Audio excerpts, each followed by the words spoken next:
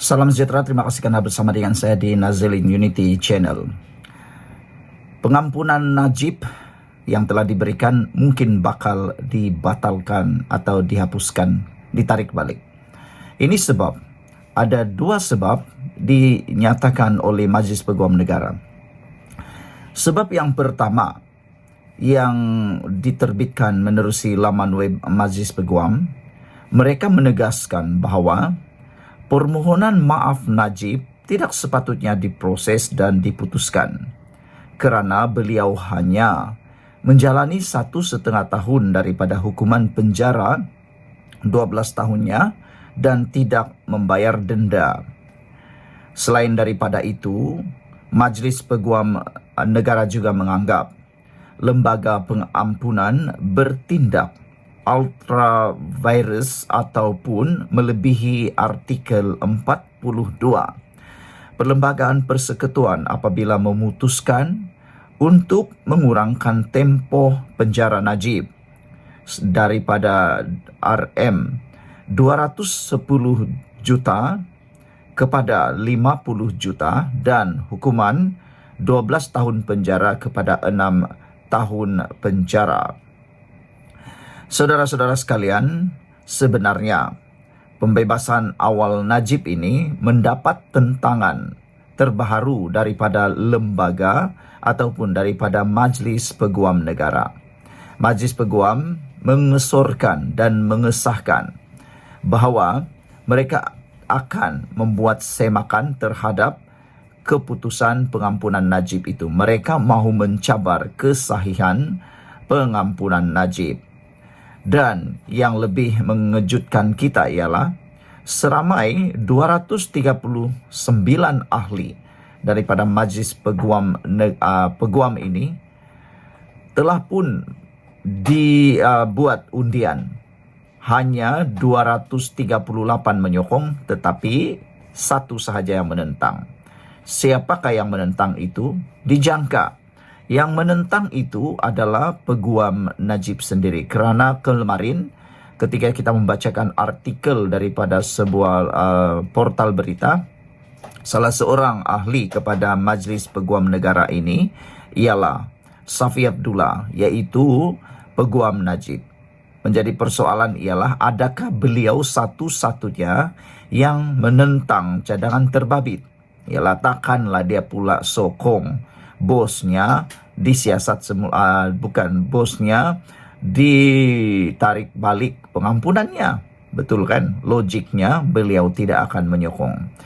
Jadi, saudara-saudara sekalian, adakah usul mencabar kesahihan pengampunan Najib ini yang telah disokong bukan sekadar 2/3 majoriti tetapi 238 daripada 239 ahli akan menyebabkan hukuman Najib akan dikekalkan 12 tahun penjara dan denda 210 juta, dan adakah pengampunan Najib akan terbatal semula? Saudara-saudara sekalian, ini kerana menurut Majlis Peguam Negara ini, kita ulang sekali lagi, mereka menegaskan permohonan Najib tidak sepatutnya diproses dan diputuskan kerana beliau hanya menjalani 1,5 tahun daripada hukuman penjara 12 tahun. Menurut convention, menurut kebiasaannya iaitu convention, seseorang yang ingin memohon pengampunan biasanya mereka yang telah pun menjalani 2/3 daripada hukuman penjaranya di penjara. Selepas 2/3 telah dijalani, barulah boleh diproses permohonan maaf dan pengampunan. Itu secara convention. Jadi Najib baru 1 tahun penjara, 1,5 tahun. Kalau nak lihat 2/3, maksudnya Najib sudah menjalani 9 tahun penjara. Barulah boleh dipertimbangkan. Yang kedua, Majlis Peguam juga menegaskan bahawa Najib belum membayar denda 210 juta. Patutnya mengikut convention, sekurang-kurangnya Najib sudah membayar sebahagian daripada 210 juta itu. tapi Najib belum bayar lagi.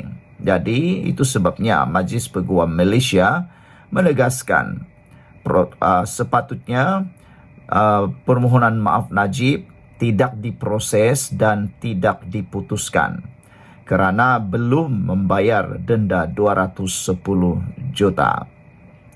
Untuk makluman anda semua, tindakan kehakiman ini bukanlah menentang Majlis Pengampunan, bukan juga sama sekali menentang Ketua Duli Yang Maha Mulia di-Pertuan Agong. Tetapi inilah tugas dan tanggungjawab Majlis Peguam Negara, iaitu untuk memastikan supaya undang-undang di Malaysia ini dapat dipertahankan secara profesional.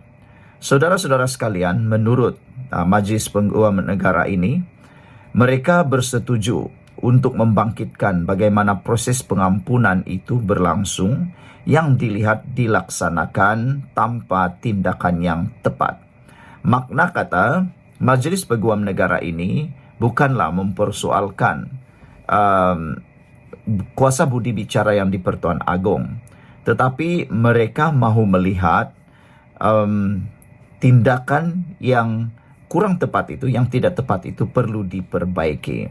Majoriti ahli Majlis Peguam menyokong usul yang dibentangkan hari ini kerana kata mereka menjadi tanggungjawab mereka, iaitu Majlis Peguam, untuk memfailkan semakan terhadap langkah pengampunan itu. Dan saudara-saudara sekalian, Majlis Peguam Malaysia juga telah pun melantik seorang presiden baru, iaitu Ezri Abdul Wahab. Saudara-saudara sekalian, mengulas lanjut, Ezri berkata, Majlis Peguam bersetuju untuk membangkitkan bagaimana proses pengampunan itu berlangsung yang dilihat dilaksanakan tanpa tindakan yang tepat. Dan untuk makluman anda semua, sepatutnya Najib perlu menjalani hukuman penjara 12 tahun dan denda 210 juta, tetapi oleh kerana mendapat ihsan dan belas kasihan daripada Ketua Duli Yang Maha Mulia di-Pertuan Agong, akhirnya Najib telah mendapat pengurangan hukuman penjaranya daripada 12 tahun kepada 6 tahun, daripada denda 210 juta kepada hanya 50 juta sahaja.